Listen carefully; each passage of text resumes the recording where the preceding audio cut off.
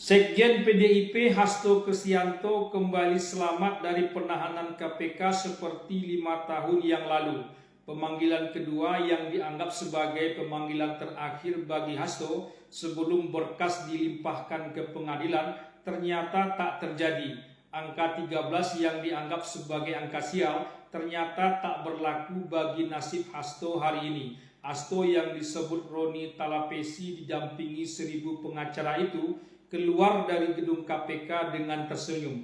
Perlu diketahui oleh rekan-rekan, oleh publik bahwa ada 1000 pengacara yang mendampingi Mas Hasto dari berbagai organisasi advokat dan juga dari Badan Bantuan Hukum Advokasi dan Rakyat PDI Perjuangan se-Indonesia. Jadi nanti kita akan update terus kawan-kawan. Terima kasih untuk kerjasamanya. KPK seperti yang dikatakan juru bicaranya, Tessa Mahardika Sugiarto, belum menahan Hasto karena masih ada beberapa saksi yang belum diperiksa. Hasil koordinasi saya dengan penyidik, yang bersangkutan tidak dilakukan penahanan hari ini karena penyidik masih membutuhkan waktu untuk memeriksa beberapa saksi yang masih belum hadir dan masih dibutuhkan. Ya, sebagaimana rekan-rekan ketahui juga ada beberapa saksi yang dipanggil di perkara ini belum hadir.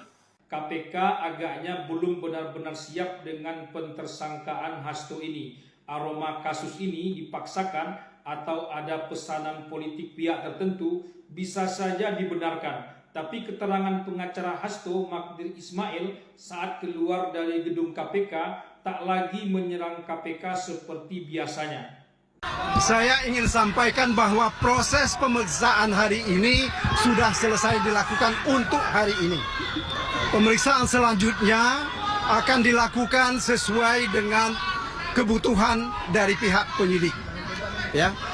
Untuk hal-hal yang lain, terutama berkaitan dengan perkara, saya persilahkan saudara-saudara tanya kepada penyidik. Karena inilah kesepakatan kami dengan penyidik, bahwa kami hanya menyampaikan Pak Hasto pada hari ini diperiksa untuk 2 perkara, yaitu perkara suap dan yang kedua adalah perkara menghalang-halangi penyidikan. Nah, sekali lagi kami ingin sampaikan terima kasih yang sebesar-besarnya atas perhatian Bapak-bapak, Ibu dan saudara-saudara terutama dari pihak media. Selanjutnya pemeriksaan-pemeriksaan yang akan dilakukan pada saat yang akan datang tentu kami akan ikuti sesuai dengan kebutuhan dari pihak penyidik. Saya kira begitu yang bisa kami sampaikan sekarang. Terima kasih atas perhatian kawan-kawan semua. Entah apa kesepakatan yang dibuat oleh penyidik KPK dan pihak pengacara Hasto. Baik pihak KPK maupun pihak pengacara Hasto sama-sama menahan diri. Dengan tidak ditahannya Hasto pada hari ini, tensi politik boleh dibilang agak mereda. Sebelumnya baik pihak Hasto malah diwakili langsung oleh Megawati maupun pihak penyidik KPK seperti berbalas pantun di media. Tensi politik meninggi, kerja KPK dipertanyakan. Digedor terus-menerus sejak pentersangkaan Hasto malam Natal kemarin, Leno juga KPK dibuatnya. Tak tahu lagi apa yang akan disebut. Antara yakin dan tidak, lebih dominan tidaknya ketimbang yakinnya. KPK terlihat lebih sopan dibandingkan dulu.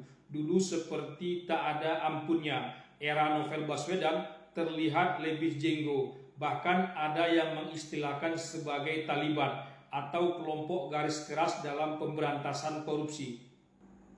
Memang kasus korupsi yang menyentuh elit partai selalu ramai dan heboh. Ini baru pada level sekjen, sebelumnya malah level ketum. Selama 2 periode masa kepemimpinan Jokowi, memang elit politik selevel sekjen dan ketum terlihat lebih aman. Korupsi seperti menjadi alat barter politik. Sekjen Nasdem, Joni Plate, juga Menko Info terkena kasus korupsi. Konon itu karena Nasdemnya agak nakal, entahlah. Semoga saja tidak ditahannya Hasto pada hari ini bukanlah karena ada deal-deal politik tingkat tinggi yang tak diketahui publik. Ini murni hukum yang dijalankan KPK. rusak hukum kita kalau dipermainkan seperti itu terus. Presiden Prabowo sudah tegas mengatakan sejak awal bahwa kasus hukum jangan bermuatan politis. Saat ini Presiden Prabowo sedang fokus menjalankan program makan bergizi gratis ketimbang mengurusi kasus Hasto ini.